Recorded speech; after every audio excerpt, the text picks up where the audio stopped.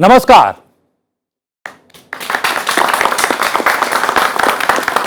आवाज देश की में आपका स्वागत है। मैं हूं प्रतिबिंब शर्मा। आज हम क्यूएस वर्ल्ड यूनिवर्सिटी रैंकिंग 2026 को केंद्र में रखकर बात करेंगे भारतीय शिक्षण संस्थानों और भारतीय शिक्षा व्यवस्था की।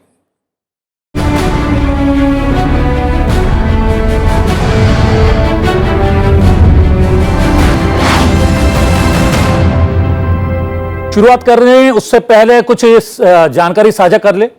क्यूएस वर्ल्ड यूनिवर्सिटी रैंकिंग में रिकॉर्ड 54 भारतीय संस्थान इस बार शामिल हुई हैं। 2014 की अगर बात करें तो सिर्फ 11 भारतीय शिक्षण संस्थाएं शामिल थी। आईआईटी दिल्ली देश का शीर्ष रैंक वाला संस्थान बनकर उभरा है। आईआईटी दिल्ली रैंकिंग में 150वें से 123वें स्थान पर छलांग लगाकर पहुंचा है। मैसाचुसेट्स इंस्टीट्यूट ऑफ टेक्नोलॉजी ने दुनिया का सर्वश्रेष्ठ संस्थान का खिताब एक बार फिर से बरकरार रखा है। इंपीरियल कॉलेज लंदन दूसरे और स्टैनफोर्ड यूनिवर्सिटी तीसरे स्थान पर रहा है। रैंकिंग में अमेरिका, ब्रिटेन और चीन के बाद चौथे स्थान पर भारत ने स्थान पर कब्जा किया है। भारत G20 देशों में सबसे तेजी से बढ़ने वाली शिक्षा प्रणाली बनकर भी उभरा है। शिक्षा मंत्री ने राष्ट्रीय शिक्षा नीति 2020 को दिया शैक्षणिक परिदृश्य बदलने का पूरा श्रेय। पूरे विषय को जानने समझने की कोशिश करेंगे दो विशेषज्ञ मेहमानों से। डॉक्टर गगनदीप शर्मा हमारे साथ मौजूद हैं, अध्यक्ष हैं वैश्विक रैंकिंग और सहयोग सेल, गुरु गोविंद सिंह इंद्रप्रस्थ विश्वविद्यालय नई दिल्ली। साथ में प्रोफेसर डॉक्टर बलविंदर शुक्ला हैं, कुलपति एमआईटी यूनिवर्सिटी नोएडा। और जनता की आवाज बनकर यहां पर बहुत सारे युवा मेरे साथ मौजूद हैं, उनका भी बहुत बहुत स्वागत है। सबसे पहले रैंकिंग की बात कर लेते हैं। डॉक्टर गगनदीप शर्मा, ये रैंकिंग इतनी महत्वपूर्ण क्यों है? क्योंकि जैसे ही रैंकिंग में पता लगा कि 54 भारतीय शिक्षण संस्थाएं इस वक्त सम्मिलित हुई हैं, 2014 में केवल 11 थीं, तो प्रधानमंत्री ने खुद एक्स पर पोस्ट किया और उन्होंने बधाई दी। फिर शिक्षा मंत्री स्वयं सामने आए, उनका एक बयान आया और उन्होंने कहा कि जो बदलाव शिक्षा नीति में आए हैं उसका असर धीरे धीरे अब दिखाई देने लगा है। कितनी महत्वपूर्ण है ये रैंकिंग? देखिए, ये भारत के लिए जितनी महत्वपूर्ण है, विश्व के लिए जितनी महत्वपूर्ण है, उसका सबका परिचय उन्हीं बातों से मिलता है जिसके बारे में आपने जिक्र किया कि प्रधानमंत्री साहब ने खुद और शिक्षा मंत्री जी ने इसका जिक्र किया है। उन्होंने इस पे बधाई भी दी और शिक्षा नीति को इसका बहुत ज़्यादा श्रेय भी दिया। तो ये जो रैंकिंग है, इसके मुख्य बिंदु जो सामने आते हैं वो ये है कि आज भारत का छात्र विश्व भर में अपना परचम लहरा रहा है। उस परचम को लहराने के लिए हमारी शिक्षा संस्थाओं के बारे में दुनिया में कितना ज्ञान है, कितना दुनिया ये समझती है कि भारत की संस्थाएं कितनी ऊपर पहुंच चुकी हैं, ये सब वहाँ से पता चलता है। और फिर दूसरा ये है कि आज जो दौर है जिसमें बाजार एक बहुत बड़ी ताकत के रूप में उभर के सामने आता है, उस बाजार में बिकने वाली तमाम दूसरी चीज़ों के कंपैरेटिव अगर कोई चीज़ उसके बराबर खड़ी होगी, जो मूल्यों के रूप में खड़ी होगी, तो वो शिक्षा है। इसलिए शिक्षा के क्षेत्र में यूनिवर्सिटीज़ के लिए ये बहुत महत्वपूर्ण चीज़ है और भारत की 54 यूनिवर्सिटीज़ का आना हमारे लिए बहुत गर्व की बात है। और हम लोग क्योंकि शिक्षा क्षेत्र में हैं, पिछले कई साल से काम कर रहे हैं और उस सब का श्रेय जाता है कि भारतीय शिक्षा नीति, जो राष्ट्रीय शिक्षा नीति बनी, उससे और पिछले 14 बरस में, जैसे आपने बोला कि 11 में जब 2014 में केवल 11 संस्थाएं थी, आज 54 संस्थाएं हैं और वो भी हर बार बढ़ती जा रही हैं। और वो दिन दूर नहीं है जब हमारी कोई ना कोई संस्था, एक या एक से ज़्यादा संस्थाएं टॉप 100 में दिखाई देगी। प्रोफेसर डॉक्टर बलविंदर जी, आप भी एक कुलपति हैं एक जानी पहचानी विश्वविद्यालय की। ये जो गैप वाली बात यहाँ पर कही गई है, ये गैप भरने में कितना समय और लगेगा और क्या कुछ शिक्षा नीति को लेकर या शैक्षणिक संस्थाओं की कार्य पद्धति को लेकर हमें करना होगा? ऐसा है कि पहले तो मैं सारी यूनिवर्सिटीज़ को बधाई देना चाहूँगी, उन 54 यूनिवर्सिटी को जो इस रैंकिंग में आई हैं, क्योंकि ये हमारे प्रधानमंत्री जी का सपना है, हमारे शिक्षा मंत्री का सपना है कि किस तरह से सारे संस्थान जो हैं इंडिया के वो विश्व में ऊपर आए, क्योंकि रैंकिंग का बहुत जगह इसकी इम्पोर्टेंस है। आप चाहे वो रिसर्च कोलेब्रेशंस को लो फॉरेन यूनिवर्सिटी से, चाहे एकेडमिक कोलेब्रेशन को लो, या आपको अगर इंटरनेशनल स्टूडेंट्स को भी अट्रैक्ट करना है इंडिया में, जो कि एक बहुत बड़ा ध्येय है कि हम किस तरह से इंटरनेशनल स्टूडेंट्स की अपने इंडियन इंस्टीट्यूशंस में उनको अट्रैक्ट करें, उसके लिए रैंकिंग का यूपर आना बहुत ज़रूरी है।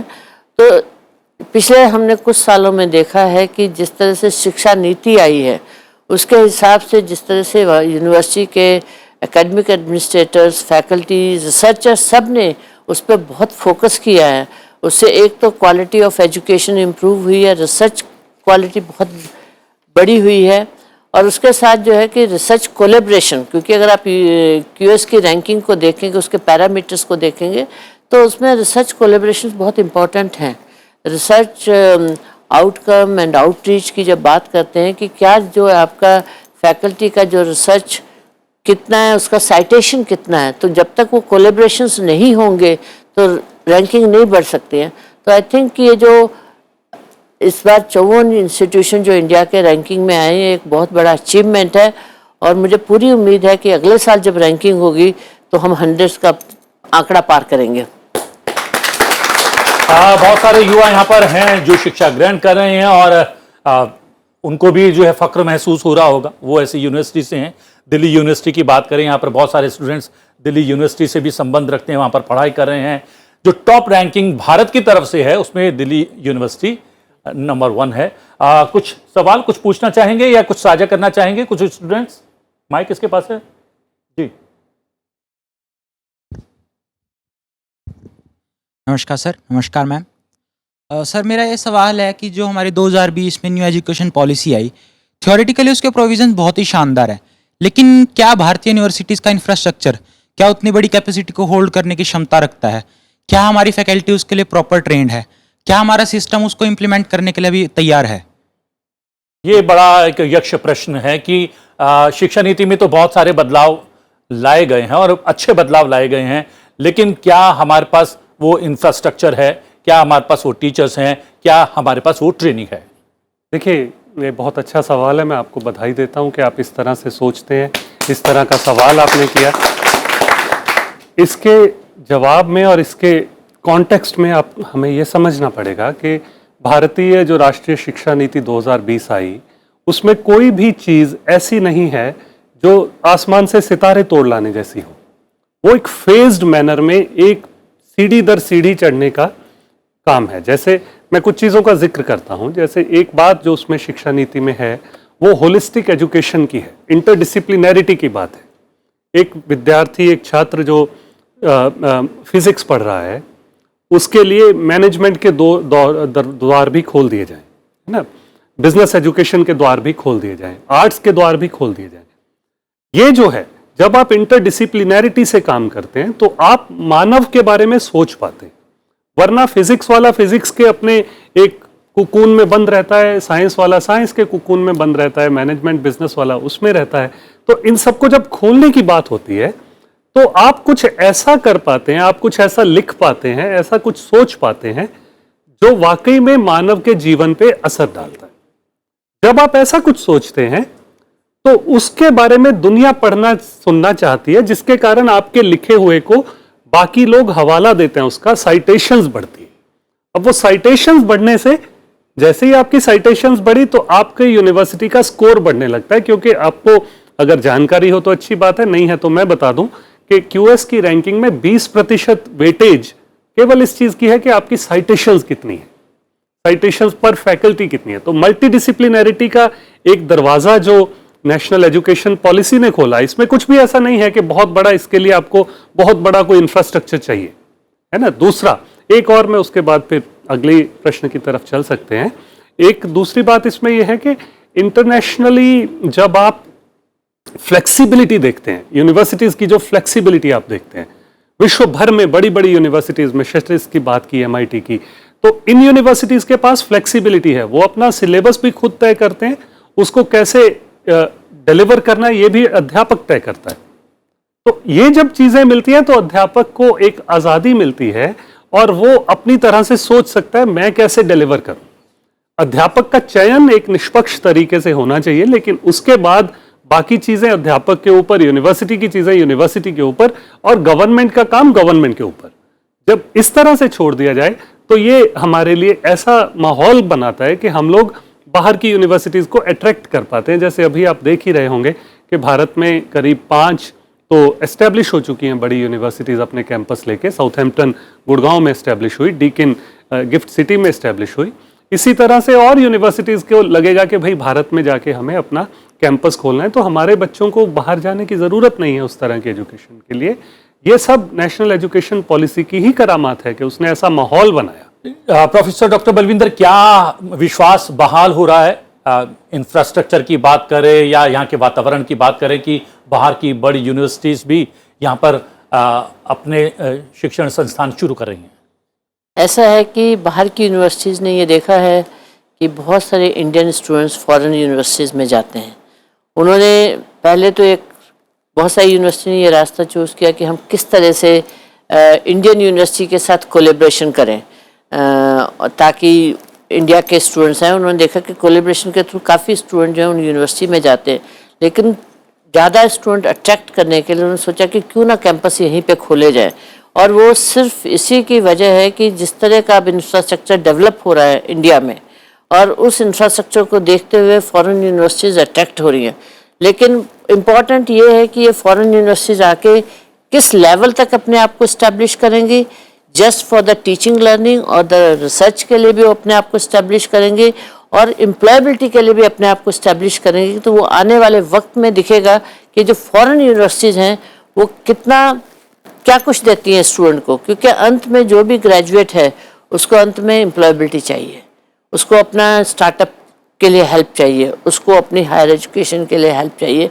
तो इससे जो है इंडियन यूनिवर्सिटी जो है उनको भी एक कंपटीशन मिलेगा, क्योंकि अंत में जो अच्छा होगा उसी के पास स्टूडेंट जाएंगे, चाहे वो सरकारी हो, चाहे वो प्राइवेट हो, चाहे वो इंटरनेशनल यूनिवर्सिटी हो। क्या बात है। और कोई? मैम मेरा एक सवाल था एम्प्लॉयबिलिटी को लेके।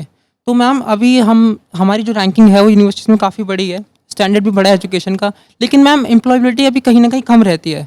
इंडियन एजुकेशन सिस्टम में मैम आप डिग्री तो ले सकते हैं, लेकिन एम्प्लॉयबिलिटी का रेट अभी भी कम है। तो मैम मेरा सवाल था कि न्यू एजुकेशन पॉलिसी आपकी एम्प्लॉयबिलिटी में कैसे सहयोग देती है और स्टार्टअप कल्चर को कैसे बढ़ावा देती है? देखो, ऐसा है कि जो एम्प्लॉयबिलिटी का मतलब सिर्फ जॉब प्लेसमेंट नहीं है।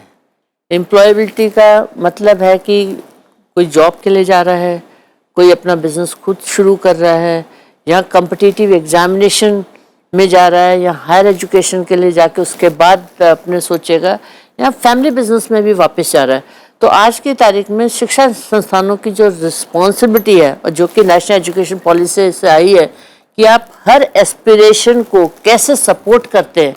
जिस बच्चे का सपना है कि उसको अपना बिजनेस करना है, तो उसको बाकी चीज़ें करने की ज़रूरत नहीं, उसका ध्यान जो है उसको सपोर्ट उस तरह से दिया जाए कि किस तरह से एक नए आइडिया को लाए, उसकी फिजिबिलिटी को देखे, उसकी मार्केट कहाँ है, उसको पैसा कहाँ से मिलेगा, उसका बिजनेस कैसे ग्रो होगा। तो उसको इसलिए नई शिक्षा नीति ने इस तरह के प्रावधान किए हैं कि आप जिस बच्चे का जो एस्पिरेशन है उसके हिसाब से उसको सपोर्ट किया जाए, उस तरह के कोर्सेज वो स्टूडेंट चुने और उस तरह के उसको सपोर्ट मिले। इसलिए सिर्फ क्लासरूम के बीच में ही, क्लासरूम में बैठ के पढ़ के ही सारी पढ़ाई नहीं होगी। 40% जो क्रेडिट हैं वो आप अर्न कर सकते हैं थ्रू ऑनलाइन। इवन 3 साल के प्रोग्राम में 3 सेमेस्टर में आप अप्रेंटिसशिप के लिए जा सकते हैं। 4 साल के प्रोग्राम में 4 बार आप अप्रेंटिसशिप के लिए जा सकते हैं, ताकि आपको इंडस्ट्री की रिक्वायरमेंट की समझ होगी, स्किल आपकी डेवलप होंगी। तो जो नई शिक्षा नीति आई है वो बहुत अच्छी आई है, स्पेशली यूथ के लिए, कि उनकी एम्प्लॉयबिलिटी कैसे बढ़े और इकोनॉमिक डेवलपमेंट देश का कैसे हो। मैम पिछले सवाल से रिलेटेड मेरा सवाल है, थोड़ा सा इस पे मेरा नॉलेज कम है, मैं आपका जानना चाहूँगा व्यू पॉइंट कि ऐसा तो नहीं, हम जानते हैं कि क्यूएस वर्ल्ड रैंकिंग में एम्प्लॉयबिलिटी आउटकम एक बहुत बड़ा सिग्निफिकेंट वेटेज रखता है। तो ऐसा तो नहीं, चूंकि हमारी जो देश की यूनिवर्सिटीज़ है वो बहुत ज़्यादा लो पेइंग जॉब्स में अपने बच्चों को लगा दे रही हैं, तो उसकी वजह से हमें नंबर मिल रहा है ज़्यादा एम्प्लॉयबिलिटी आउटकम्स में और उसकी वजह से हमारी रैंकिंग बहुत ऊपर दिख रही है। देखो, दो चीज़ हैं, क्योंकि जब आप एम्प्लॉयबिलिटी और आउटकम की जब बात करते हो क्यूएस रैंकिंग में, एक है कि एम्प्लॉयर रेपुटेशन, क्योंकि वर्ल्ड लेवल पे एम्प्लॉयर रेपुटेशन होती है, तो कई बार क्या होता है कि जो एक नई यूनिवर्सिटीज़ आई हैं या जो उतनी पहले से नहीं है, तो बहुत सारी कंपनी उन यूनिवर्सिटी को जानती नहीं है, इसलिए वो उनको उतनी अच्छी तरह से रेट नहीं कर पाते। लेकिन जैसे जैसे उन यूनिवर्सिटी के एलुमनाई डिफरेंट कंपनी में जा रहे हैं, सीनियर पोजीशन पे जा रहे हैं, डिफरेंट लेवल पे, तो आने वाले वक्त में इंडिया के जितने भी शिक्षण संस्थान हैं उनके जो एलुमनाई होंगे वो कंपनीज में होंगे और वही रेट करेंगे बेस्ड ऑन द क्वालिटी।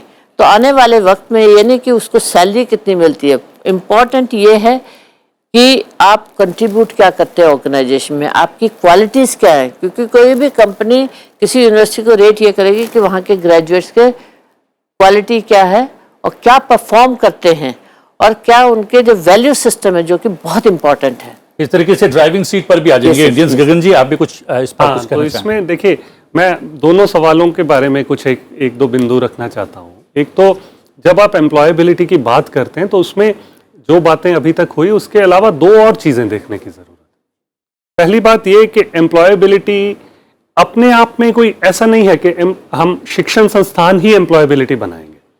हमारी इकोनॉमिक पॉलिसी किस तरह से है, हमारे यहाँ पे किस तरह से देशी विदेशी उद्योग आके अपने बिजनेसेस स्थापित कर रहे हैं, उनमें किस तरह के अवसर पैदा हो रहे हैं, ये सब भी देखना होगा।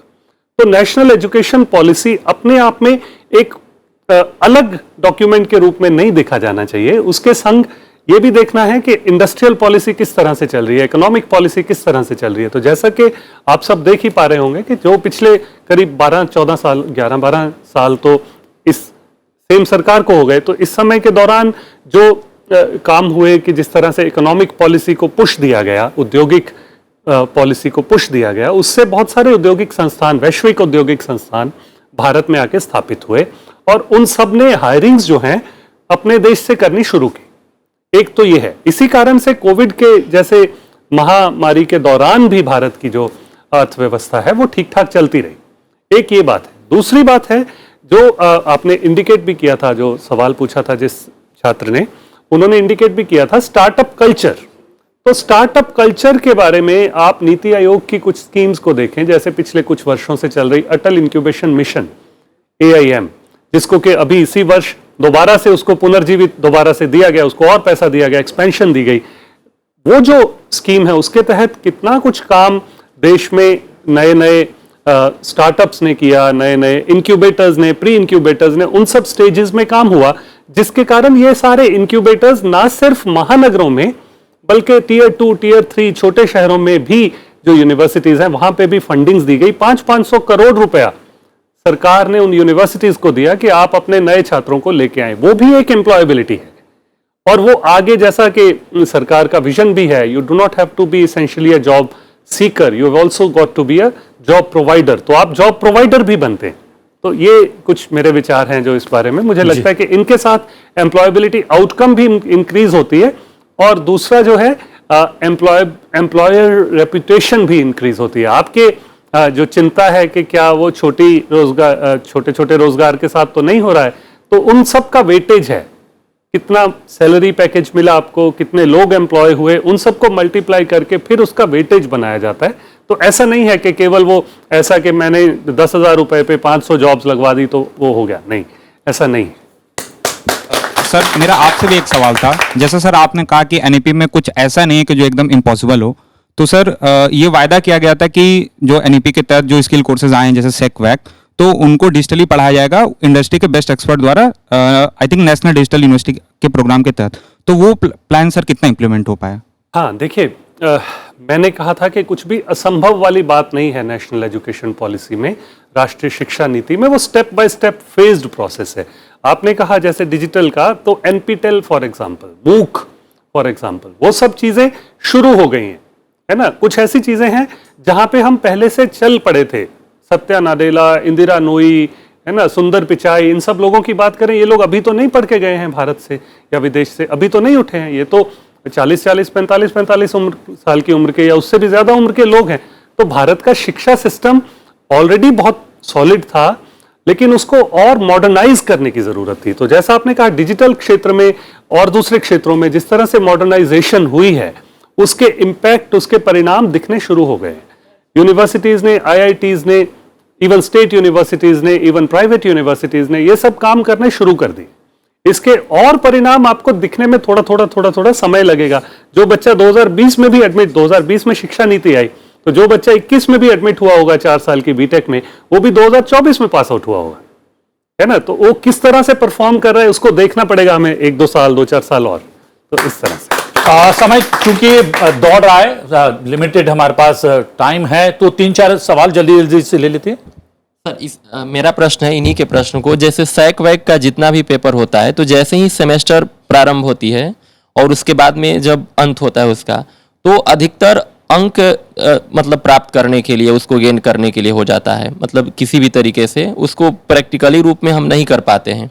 और दूसरा प्रश्न इसमें है कि जितने भी मतलब हमारी यूनिवर्सिटीज़ हैं तो लगातार मतलब सुधार कर रही हैं, लेकिन जिस संतोषजनक तरीके से करना चाहिए वो नहीं हो पा रहा है। और दूसरा है प्रतिभा पलायन की हम बार बार बात करते हैं, तो प्रतिभा पलायन भी जैसे अमेरिका जैसे देशों में या यूरोपियन कंट्रीज में होता है, तो इसको कैसे हमारी नई शिक्षा नीति संबोधित करती है? जी, एक मिनट, उधर सवाल जल्दी पूछो। नमस्कार सर, नमस्कार मैम। मेरा सवाल ये था कि जो आजकल क्यूएस रैंकिंग दे रही है यूनिवर्सिटीज़ को, तो उसमें क्या ये रैंकिंग एक्चुअल ग्राउंड रियलिटी देखती है इंडिया को रैंकिंग देते टाइम, या फिर वो एक वेस्टर्न मॉडल है जो कि इंडिया को रैंक देती है? मेरा सवाल ये है मैम से कि गवर्नमेंट यूनिवर्सिटीज़ तो 100 साल से ऊपर इंडिया में हैं, प्राइवेट यूनिवर्सिटीज़ तकरीबन 20 साल से आई हैं, तो क्या प्राइवेट यूनिवर्सिटीज़ कोप अप कर पा रही हैं और करेंगी गवर्नमेंट यूनिवर्सिटीज़ से?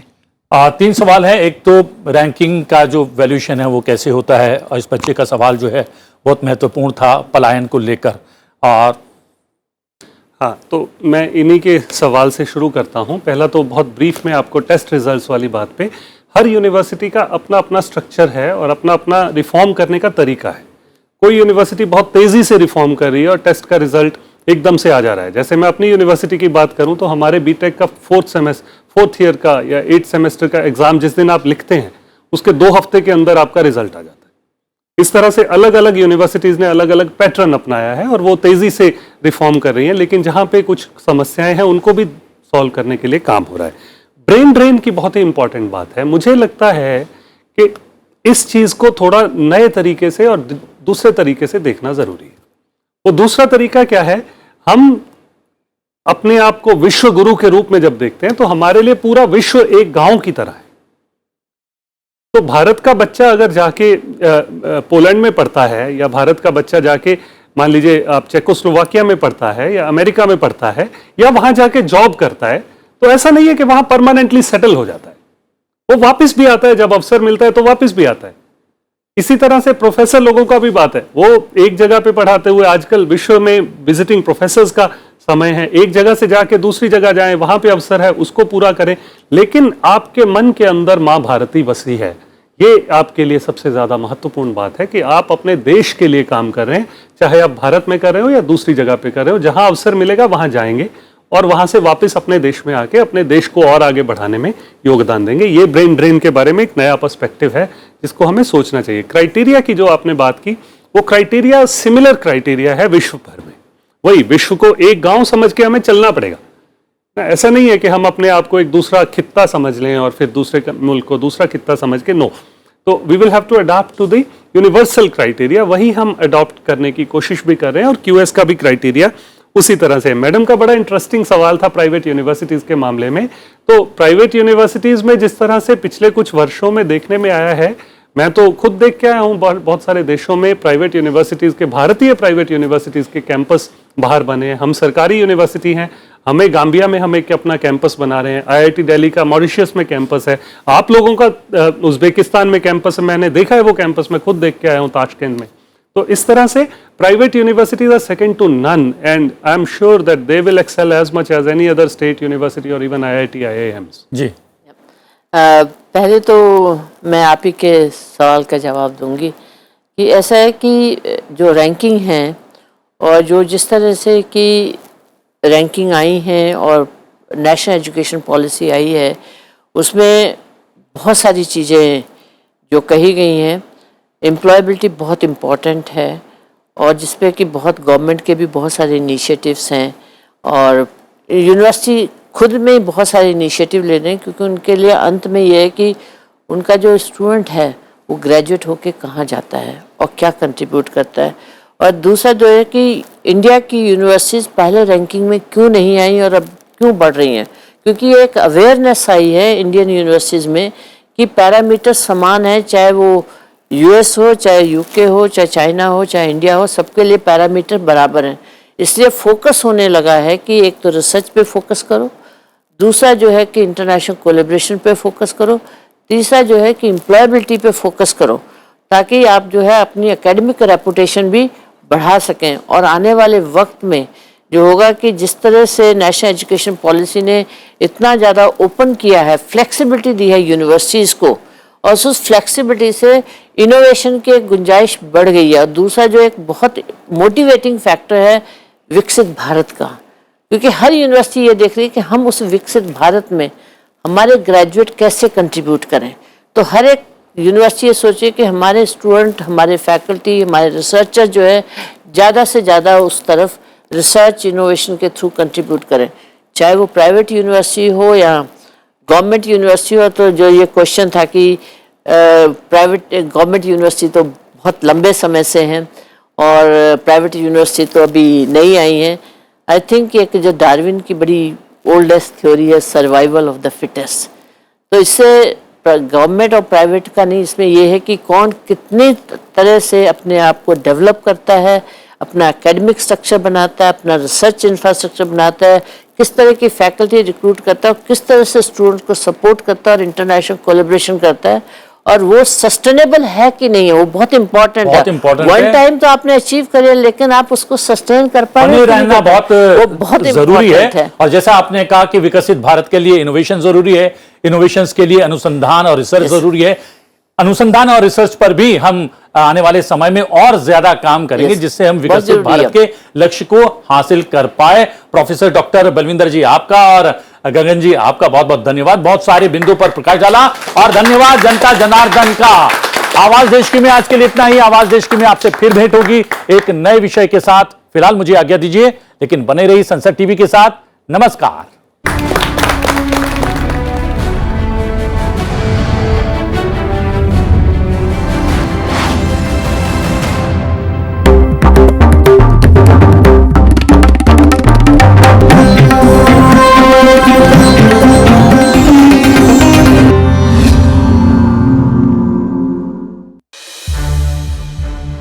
संसद टीवी के और भी प्रोग्राम्स देखने के लिए सब्सक्राइब करें हमारा YouTube चैनल और हाँ, इन्हें लाइक और शेयर करना ना भूलें।